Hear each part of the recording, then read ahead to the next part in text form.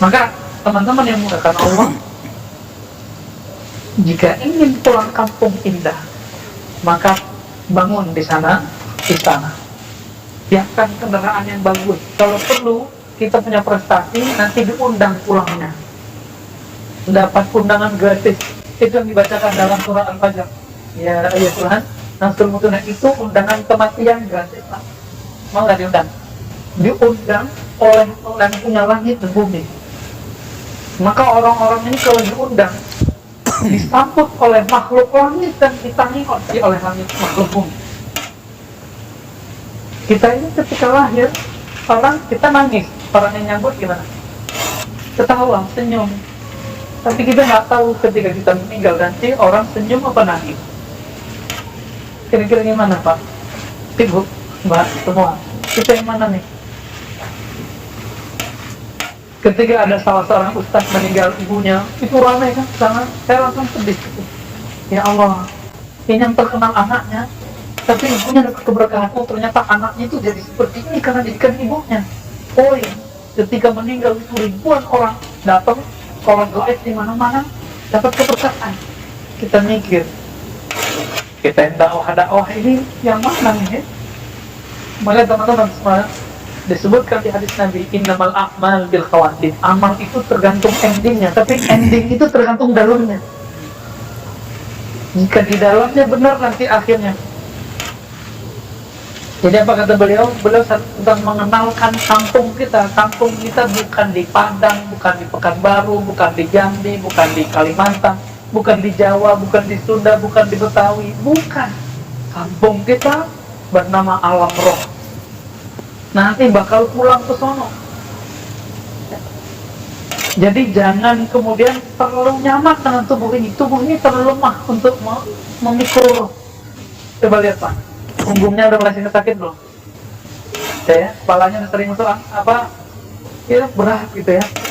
Makan gaji dikit berat. Enggak bisa emang. Di sini bukan surganya roh.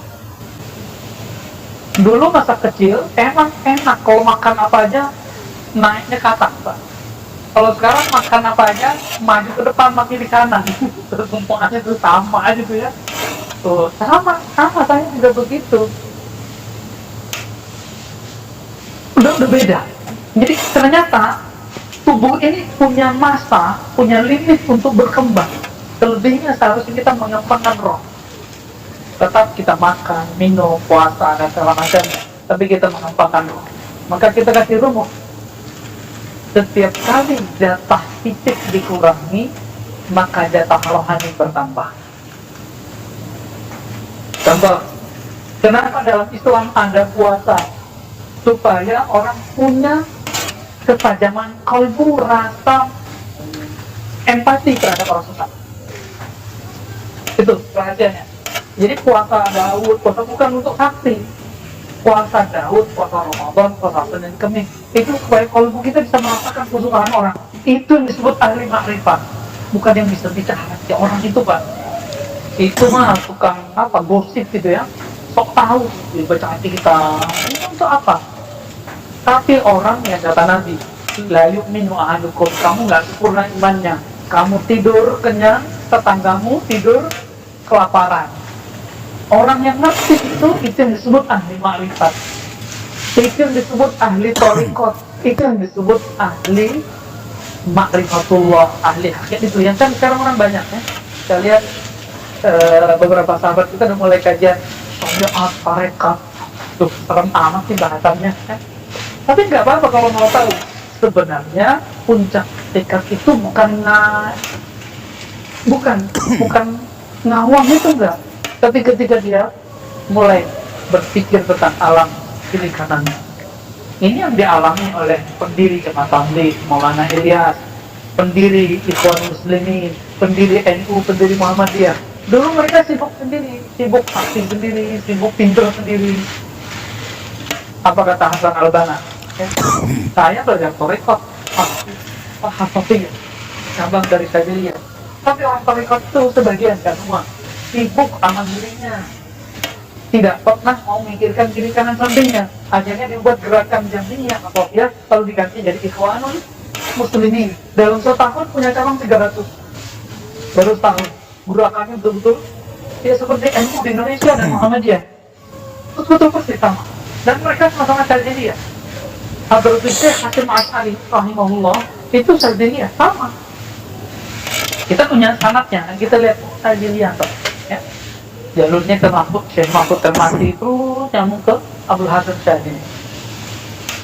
Mereka itu ketika tajam makrifatnya, tajam ilmu baca kitabnya, bukan untuk diri sendiri, memperkaya diri sendiri, tapi justru berbagi kekayaan ilmu, dan berbagi hak, berbagi semua. Dulu dia ngasih makan santri kan, semoga sampai sekarang ada lagi ya. Nah, itu warisan dari Rasulullah SAW. Rasulullah itu punya santri, orang-orang sufah itu Nabi kasih makan. Minimal dikasih tempat gratis deh kalau nggak ngasih makan. Gitu, harus ada yang begitu. Jadi apa rumusnya? Semakin kurangi jatah fisik, maka jatah rohani bertambah. Tapi kalau cuma dikurangi tidak dilatih, kepekaan tidak ada. Khawatirnya nanti jadi dukun, ya, jadi ahli cakra, baca cakra orang. Nah, maka orientasi rohani kita jangan lagi membaca cakra, baca aura, nggak penting ya. Cukuplah aura kasih yang cantik itu ya. Nggak usah kita baca aura orang, nggak penting. Apa kata Allah, wafi'anfusikum afala tubsirun. Yang perlu kamu baca itu auramu, dirimu, jiwamu. Terlihat ya, di dalam jiwa. Apa kamu tidak melihat? Oh ternyata jiwamu aulia. Dia nggak butuh yang ada di dunia ini, dia butuh yang di akhirat. Itu sebabnya rumusnya tadi, ketika kita kurangi jatah tidur, lalu kita hidupkan mata kolbu dengan zikrullah, nanti kolbunya tajam. Seperti orang yang melatihkan lari setiap hari 10 kilo, nanti dia ajar 20 kilo juga kuat. Tapi nanti di padang mahsyar kan nggak bisa tidur, nggak ada tidur lagi ya? Nah ini bagian akhir. Kalau kita nggak terbiasa bangun malam hari sekarang, nanti kita kelelahan di sana. Ya, tutup dalam sebuah hadis Nabi bersabda, "Aktsarukum jau'an yaumal qiyamah, aktsarukum syaba'an fid dunya." Orang yang terlalu banyak ngasih porsi untuk perutnya di dunia adalah orang yang paling lapar di akhirat. Orang yang banyak tidur di dunia, orang yang nanti paling lelah nanti di akhirat. Jadi saya mengimbau, mari bangun malam nanti ya. Bangun, kalau ketinggalan kodok. Jadi Nabi pernah mengkodok sholat sunnah. Nah ini bagian pertama dari latihan jiwa. Mari latih ntar malam, kelasnya ke pagi. Semoga bulan depan sudah ada hasilnya.